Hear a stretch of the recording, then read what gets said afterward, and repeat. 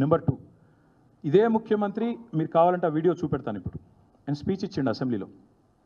ఎక్కడైనా ఒక భూసేకరణ చేయాలి అంటే అక్కడ 2 పంటలు పండే ల్యాండ్స్ కనుక ఉంటే ఎట్టి పరిస్థితుల్లో తీసుకోవద్దు. ఇది ఆయన చెప్పిన మాట. 80% రైతుల సమ్మతి ఉంటేనే తీసుకోవాలి. రెండవ మాట ఆయన చెప్పింది.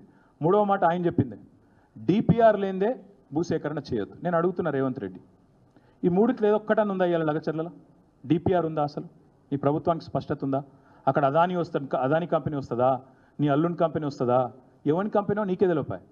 రెండవది, 80% మంది రైతులు ఒప్పుకున్నారా? ఫ్యాక్ట్ ఫైండింగ్ మీడియాతో పంపిస్తావో కమిటీ? 80% మంది రైతులు ఒప్పుకుంటేనే భూసేకరణ చేయాలని నువ్వే కదా ప్రవచించినావు. ఇది అయిందా? అయ్యాలి 80% మంది ఒప్పుకుంటున్నారా? మూడవది నేను అడిగేది, 2 పంటలు పండే భూమిని తీసుకోవద్దన్నావు. మొన్న నువ్వు పోయి వేములవాడలో ఒక మాట మాట్లాడినావు. తొండలు గుడ్లు పెట్టని ఊర్లు అన్నావు, తొండలు గుడ్లు పెట్టని భూములు అన్నావు. అనగానే అక్కడ ఒక అమ్మాయి, చదువుకున్న అమ్మాయి లగచర్లలో, ఇవి తొండల గుడ్లా లేకపోతే వడ్లా సూడు సార్ అని చెప్పింది. వాస్తవాలు ఇట్లుంటే ఆడికి ఎవరిని పోనీయకుండా అదేదో శత్రు దేశం అన్నట్టు దడిగట్టి పోనీ, మరి మమ్మల్ని పోనీ ఒకసారి పోయేస్తాం లగచర్లకు, పోయేస్తాం పోనీ.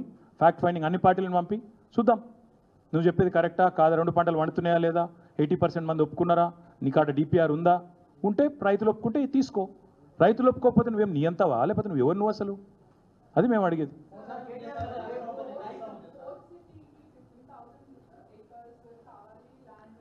ఉన్న సిటీని చెడగొట్టకపోతే చాలమ్మా, ఉన్న సిటీని నాశనం చేయకపోతే చాలు. ఉన్న సిటీని ఇప్పటికే సర్వనాశనం చేస్తున్నాడు. ఉన్న సిటీలో వర్క్స్ అన్నీ అయిపోయినాయి. ఎస్ఆర్డిపి పనులు లేవు, metro water supply and sewerage board కాడ డబ్బులు లేవు.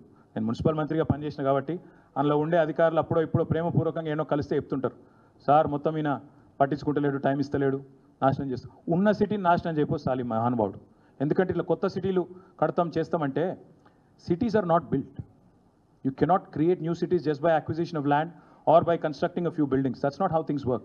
Hyderabad was not built in a day. Rome was not built in a day. Hyderabad has, become what it has over 440 years. So Revanth Reddy needs to know that running a government is not like running a real estate business. Unfortunately, ఆయనకు తెలిసింది కదా ఒక్కటే, అది కూడా నాశనం చేస్తుండే. దరిద్రం ఏంటంటే ఆయనకు తెలిసిందే రియల్ ఎస్టేటు, అది ఒక్క పని తెలుసు ఆయనకు, అది కూడా అయితే. నేను ఇంకొక మాట మీరు అడిగారు కాబట్టి చెప్తున్నా. 4th సిటీ అన్నాడు, రైతులు 15,000 ఎకరాలు భూములు ఇవ్వాలంటున్నాడు. రేవంత్ రెడ్డి గారి కుటుంబానికి అక్కడే 500-600 ఎకరాల భూమి ఉంది, పక్కనే ఉంది. ఇస్తాడా రేవంత్ రెడ్డి? వెల్దండలో ఉంది, పక్కకే ఉంది. అక్కడ ఫార్మా విలేజ్కి ఇస్తాడా, లేకపోతే 4th సిటీకి ఇస్తాడా? అంటే ఇక నాది కాకపోతే ఎక్కడి దాకా దేకొచ్చా?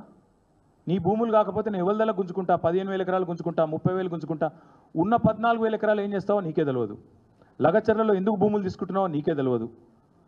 కేవలం ఏదో మాట్లాడాలి కాబట్టి మాట్లాడాలి, ఏదో ఎవరో వెనకకెళ్ళి ఎవరో రాసిచ్చిన నువ్వు చదివితే విజనరీ అంటారు సార్ నిన్ను అనగానే అది రాసిచ్చి చదివేసుడేనా? ఎందుకో తెలియదు. ఎందుకు 15,000 ఎకరాలు?